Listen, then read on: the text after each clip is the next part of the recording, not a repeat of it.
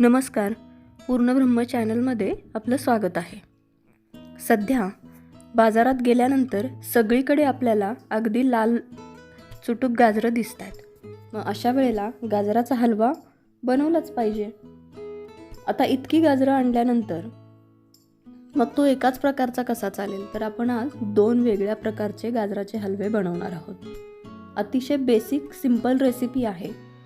कमीत कमी इन्ग्रेडियंट्समध्ये आपण हा हलवा बनवणार आहोत आणि आपण इथे पाहू शकता अतिशय अप्रतिम असा हलवा हा तयार होतो.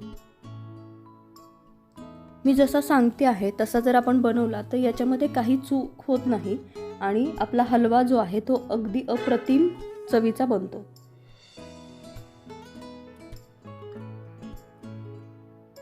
तर यासाठी इथं मी 1.5 किलो गाजर घेतलेले आहेत. हे गाजर स्वच्छ धुवून पुसून घेतलेले आहेत. आता या गाजरांचा टॉप आणि बॉटम आपण सगळ्यात आधी कट करून घेऊयात.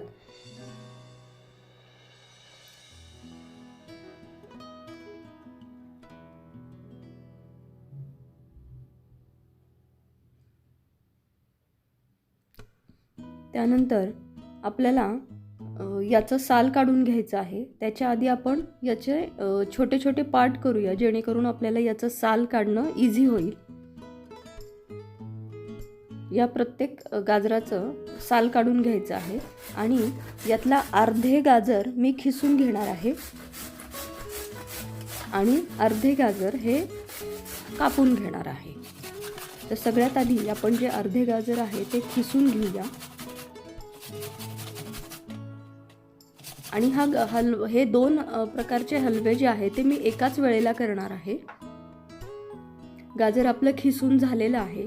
साधारण 3 मोठ्या वाट्या इतकं गाजराचा खीस इथं तयार झालेला आहे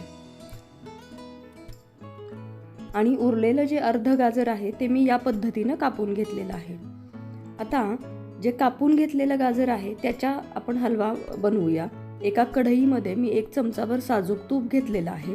ते थोडंसं गरम झालं की याच्यामध्ये हे कापून घेतलेले जे गाजर आहेत हे घालायचे आणि मंद गॅसवर साधारण 2 ते 3 मिनिट इतके हे आपल्याला परतून घ्यायचे आहे. याचा मस्त असा सुगंध सुटायला सुरुवात होते.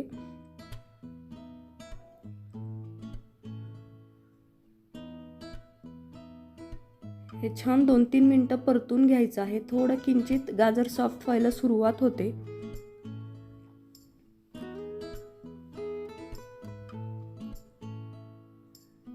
आणि याच्यामध्ये आपण आता दूध वापरणार आहोत.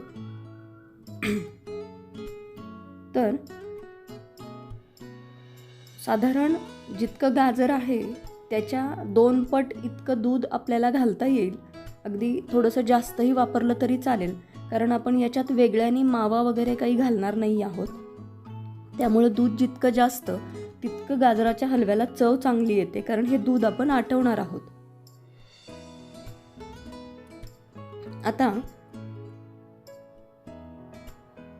एका गॅसवर मी ही कढई ठेवून ही शिजायला ठेवणार आहे. याला आपल्याला वेळ लागणार आहे. तोपर्यंत दुसऱ्या एका कढईमध्ये मी साधारण 3-3.5 वाट्या इतकं दूध घेतलेलं आहे.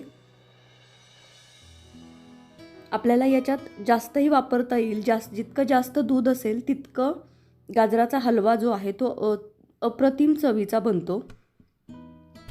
आता हे दूध उकळलं की मग याच्यात आपल्याला गाजराचा खीस घालून घ्यायचा आहे. जो दुसऱ्या प्रकारचा गाजराचा हलवा आपण करतोय तर याच्यामध्ये मी दूध उकळून घेते आहे आणि याच्यामध्ये खिसलेलं जे गाजर आहे ते घालून घेते आहे. इथे मी तूप घातलेलं नाही आहे किंवा हा जो खीस आहे तो तुपात परतूनही घेतलेला नाही आहे. आता या दुधामध्ये हा खीस आपल्याला आटवून घ्यायचा आहे, व्यवस्थित शिजवून घ्यायचा आहे.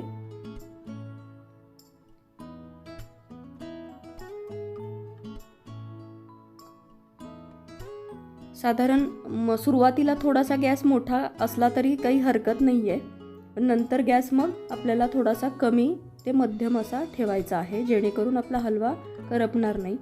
आपण दुसऱ्या गॅसवर जी मी कढई ठेवली होती तर आपण पाहू शकता हे गाजर सॉफ्ट झालेलं आहे आणि दूधही बरंच कमी झालेलं आहे.